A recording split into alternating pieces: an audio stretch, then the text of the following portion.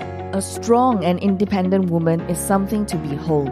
She pays her own bills, buys her own things, and she doesn't let a man affect her stability or self-confidence. She is a soul-rich woman. Are you ready to be rich doing what you love? Be on purpose and in control of your life again.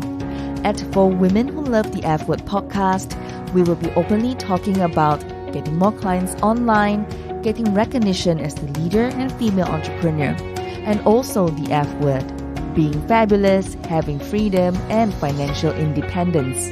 It's time to own and love the F word. Welcome to the show.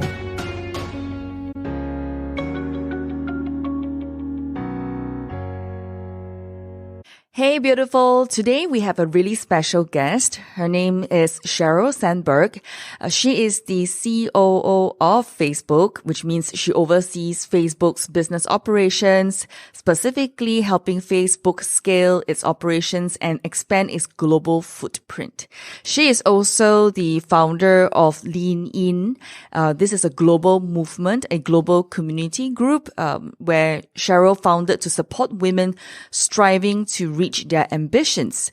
So I met her in Hanoi, Vietnam, an opportunity when I was there on a project for Soul Rich Women. I spoke with her, hang out with her, and managed to did some recordings. I really hope that you enjoyed some of her sharing and perspective.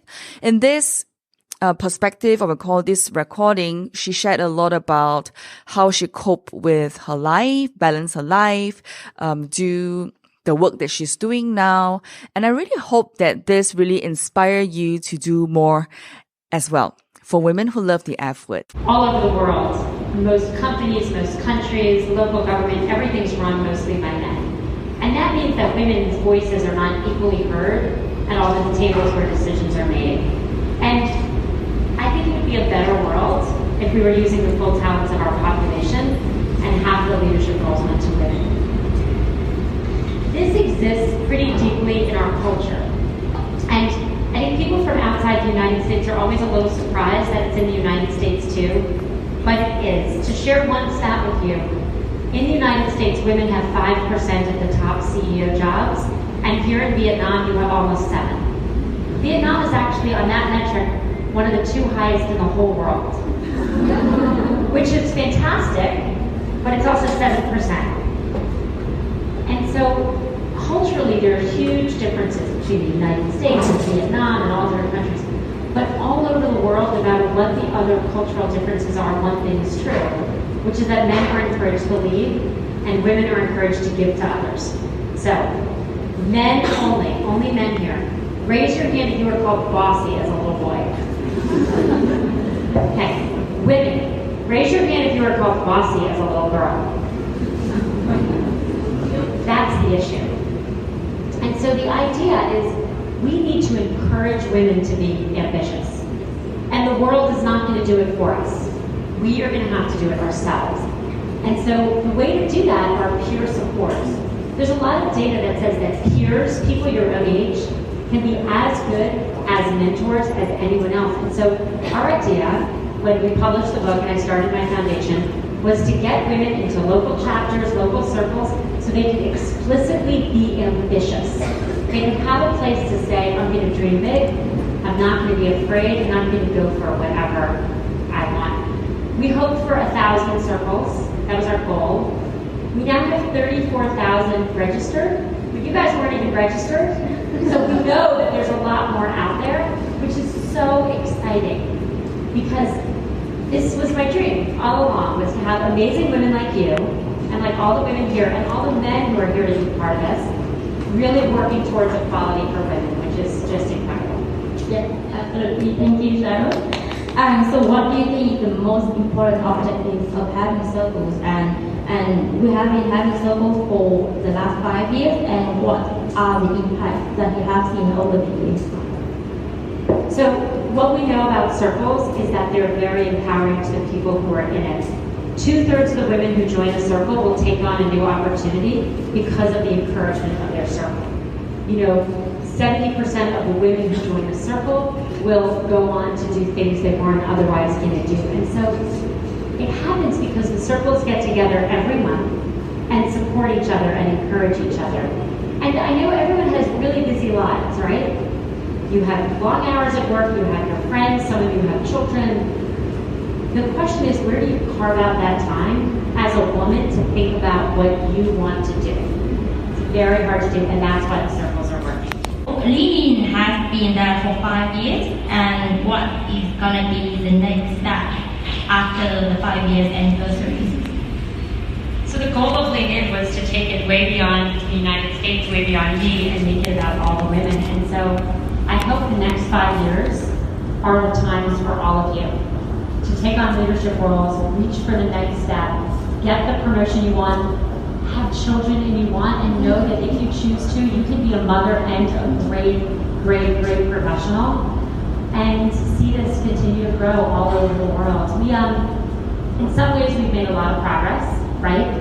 But in some ways, there's a long way to go. So the wage gap in Vietnam is 36%. The wage gap in the United States is 20%. There is no country in the world where women are paid equally to men for the same work. So it's been 5 years. I'm so proud of all the women in circles, and I think it's our chance to continue to do more and more and more. We talk a lot about how self-doubt can hold us back. And in leaning, you state you still have days where you feel like a fraud. This is the heart of Lean In. The heart of Lean In is that at the same level of performance, men often have more confidence than women. And here's why. It's because if you have a certain level of performance and you ask anyone around them or the person themselves to remember it, male accomplishments are remembered a little bit high and women accomplishments are a little bit low. And so that means that we are systematically underestimating ourselves, and everyone around us is systematically underestimating. Not on purpose, I want to be clear. And women do it as much to women as men, so this is not gender bias. It's a bias that everyone has. And so this is why we know that men get promoted based on their potential, and women get promoted based on what they've already done. And so the goal of Lean In is to tell people, even if you don't 100% feel like you're up for it, apply for the job anyway. Build your own confidence. The best trick I ever came up with, or I heard about, happened years after Lean In. It's not in the book, unfortunately, which is to write down 3 moments that you did something well at the end of the day. And I put this in my new book. So at the end of the day, put a little notebook by your bed, just a little tiny notebook, and write down 3 things you did well before you go to sleep. And they can be really small, you know, made tea, got through a whole meeting. It can be really small. What I realized when I started doing that is I never realized that I would spend every single night thinking about what I did wrong. Thinking about what went wrong rather than what went right. And the flip of this is what I did well really helped build my confidence when I needed it, and it's a great trick. Everyone do it. If you learn nothing else here today, 3 things you did well at the end of the day, men too. What advice do you have for us here on planning out our career path? Well, the biggest source of advice I have is to really be ambitious and really making sure you go for whatever you want. My favorite question in Lean In is really a Facebook question, which is, what would you do if you weren't afraid? You know, ask yourselves, what would you do if you weren't afraid? And then try it. There's a lot of data behind what people regret in the world, and people almost always regret the things they didn't do. They do not regret the things they did, even if they don't work out. I mean, my goals, I want to keep working at Facebook and keep growing Facebook, and I really want Lean In to thrive all over the world. And my goal has always been for more women to reach for leadership roles or to feel the confidence that they can, and to stop the messages we have of men telling women and women telling women they can't do something. How do you find the balance in your life? I sleep. This is very important. Enough sleep is very, very important. You know, look, I try to prioritize. I don't do everything well all the time. I have a great team. That's how anyone gets anything done. It's just a great team. It's a hard question for anyone. It became a much harder question for me after I lost my husband and I was a single parent. You know, the way I do it is when I'm home and not traveling, I'm home for dinner with my kids. And when I'm traveling, it's harder, and I really don't travel as much as I used to before my husband passed away. But I think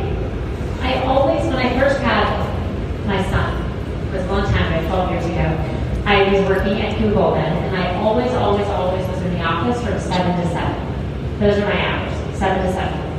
And I literally didn't think I could do my job not being there. But then when I had my son, I went back to work after leave, and I realized that he was asleep from 7 to 6:30 in the morning. So if I did not change my hours, I was never going to see him ever. Because these babies, they sleep for 12 hours a day. And so I really had to make that change. Now, I was lucky that I was pretty senior, but Google is very flexible in ways in Facebook. But I made that change, and at first I thought I'll never be able to do it, I'll lose my job. But you know what? It worked out. I started leaving the office at 5:30 to be home for dinner. I started doing work again after he went to bed at night, and it worked. And then when my husband died, I couldn't travel at all for like 6 months, and it was so hard for me, so hard for my kids, and I thought, again, I can't do this. But then I had no choice. I had no choice but not to travel for many, many months, and it turned out it was okay. And I share this all with you because I don't think it has to be as dramatic as losing a partner or having a baby. There's a lot of things as women we believe we have to do that you do not in fact have to do. That actually, people are nodding, right? We put ourselves under that pressure to be everything to everyone, and you can't do it. And sometimes being able to say no, even to a friend, I'm so sorry I can't come to your house for dinner. It's pretty empowering. And so you cut back to the things that are absolutely essential. Family, job, whatever it is essential for you. How do you set boundaries at work? I try to do stuff later at night or early in the morning. And I try to do things efficiently. So not perfectly, but efficiently. Sometimes you have to prioritize your family over your career. So do you have any advice for us? These are very individual decisions, and they're culturally resonant decisions. I feel very strongly that women should choose when and if to marry and who. So in China, there's been a massive push against leftover women. You all know about this? Yeah. And at 27, women are told that they're leftover if they're not married. And what we're finding a lot through LinkedIn, but through other things, is that women are pushing back and saying, some of them want to get married now, and that's great, but some of them don't. And saying to their families, I get to make this choice. And so I can't sit here and tell you, well, get married at 28.5 years or 26.5 years. That's not the point. The point is that when you marry for love. When you marry a partner. So one thing that's true all over the world, but it's particularly acute here in Asia, not just Vietnam, all across Asia, is that women do the majority of the housework and the child care. The great majority. And that is culturally important here and pretty much everywhere in the world. That's something that's hard to change, but worth changing. In the sense that I'm not going to pretend that everyone here can get to perfect equality in their marriages, but you can probably get more than you have, and paternal father involvement with children is really, really important for your children. One day when you have them. So the thing I always say is, you can date whoever you want, just don't marry those guys. Like the really cool guys who's not going to help you that much at home, those are good dates. Those are not good husbands. The husband you want is someone who's going to support your career, and you can have these conversations. And someone once said to me, well, if I have these conversations, maybe he won't want to go on a second date. And I said, well, you might as well find that out now, before you waste many, many days on him. One also piece of advice, because I know this is a younger group, try not to be the girlfriend that does too much. Don't do your boyfriend's laundry. Don't do that. Be nice in other ways, because this happens in the States too, is women get into this pattern with men early in relationships of, I'll take care of that, I'll take care of that. And you know what? You'll be doing that for the rest of your lives. Whatever you do from the beginning.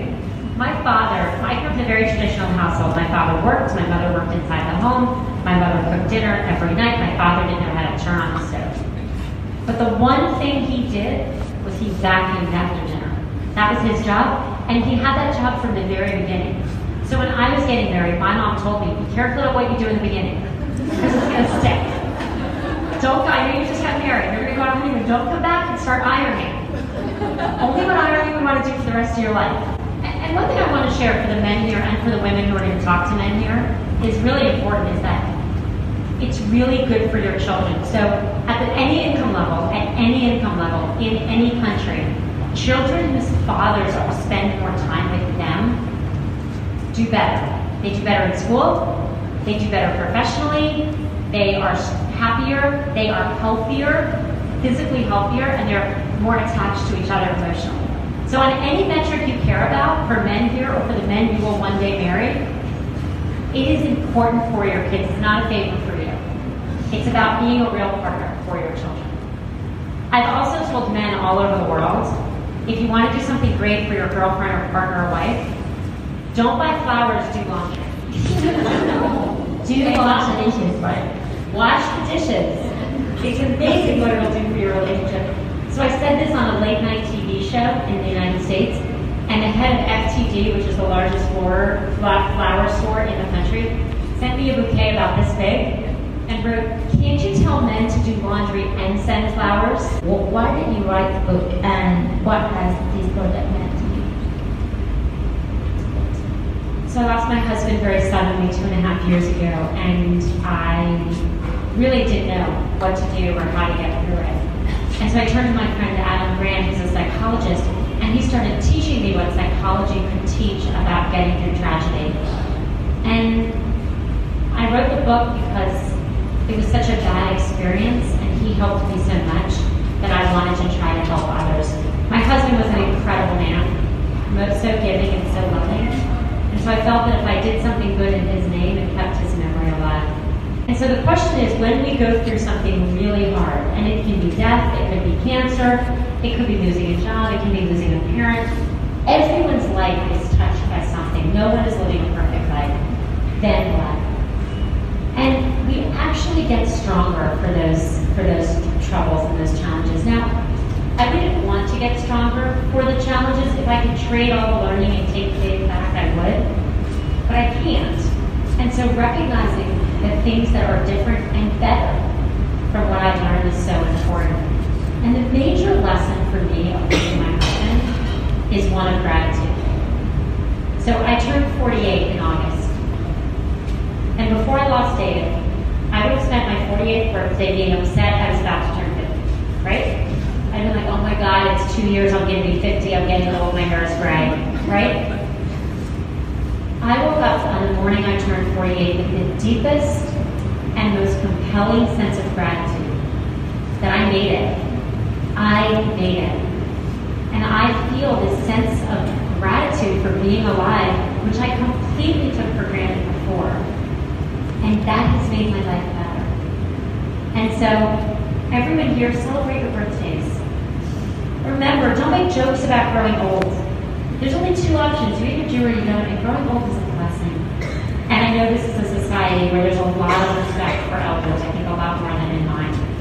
But that deep respect, that sense of love, that we're here, that we're all here today, is something I carry with me, and I try to remember in honor of David, who he was and what he meant to me. So if you want to completely silence a room, have something bad happen to you, right? When you say, I have cancer, or my husband just died, or my child is very sick, what happens? Silence, right? Just silence. Because no one knows what to say. And that's true all over the world. And the truth is that those are the moments when we need each other the most. And what I learned losing my husband is how often I got this wrong before. So before I lost Dave, if someone was going through something hard, I would mention it one time, the first time I saw them, and that's it. So I would say, I'm so sorry to hear about your loss. And then I would never say anything again because I didn't want to remind them. You can't remind me Dave died. If you walk up to me 3 years later and say, I'm so sorry for your loss, I'm not like, oh, I forgot, right? I remember that. And so you can't remind someone she has cancer or he's struggling with a job. Like, people know that. And so it's not that everyone wants to talk every minute, but it is that telling people I'm here for you is so important. So leaving is pretty broad. We think we are the largest grassroots organization of women anywhere in the world. There may be another one, we don't know what that is, but from everything we see. And that means that people in circles and in chapters come from all backgrounds, all countries, all different socioeconomic groups as well. One thing we have seen with Lean In that's worked very well is some of the chapters that are formed by professional women who have more ability to help have hooked up with organizations where they will do work with women who have less privilege. So in New York, there's an investment bank where they have Lean In circles, and they partner with women in a homeless shelter to help do training for them. And so if you want to reach out and do some of those activities, they're great. And the program works really for women everywhere because we face different challenges, but some of them are the same. I'm sure a lot of you work in very male-dominated environments. I know I do. I think the thing to do is two things. The first thing is to overcome the insecure parts of yourself. That don't feel like you don't belong. Take your seat at the table. Literally, I mean at the table. One of the things that got me to write Lean In was noticing that in all the rooms I was in, the women always sat in the back, even when they were a senior. Like, take your seat at the table, make sure you're contributing, make sure you build your own self-confidence, and then help the men around you see the ways they can get more women as well. I love that you're connecting women and that you're connecting them for resilience, because resilience is something that we all need. When I first lost my husband, I asked Adam, how do I know how much resilience I have or how much my kids have? And he said that was the wrong question, because we're not born with a fixed amount of resilience. No one is. We build it. And we build it in ourselves, but we build it in each other. So one of the ways I think Lean In, one of the reasons Lean In works and grows all over the world is because Lean In builds resilience into the women in the circle, because they are there to support each other. And so whatever your construct is for women to expressly help each other and support each other, that is how you build resilience, and it's resilience that will take them through the rest of their lives. That our future leaders are going to come from this community. I believe that our future CEOs come from this community. I believe that the best mothers come from this community. And I believe that you all, person by person, day by day, meeting by meeting, are going to change the world for the better. And so it is, you guys were my dream literally come true. Thank you so much. Thank you so much for joining me today. I'm so honored that we are connected, and I hope that I can continue to serve you as you build your dreams. And if you love this episode, and I hope that you did, rate it 5 stars. Give us that glowing review, because it will help more women around the world finding the Soul Rich Woman podcast. Alone you are strong, together we are unstoppable. Now share this with every woman who needs it, because this is how we are changing the world, one woman at a time. As always, get out of your comfort zone and go towards the dreams you've always wanted to achieve. For women who love the F word, being fabulous, having freedom, and financial independence. My dear soul-rich woman, sending you my love, and I'll speak to you soon. Bye for now.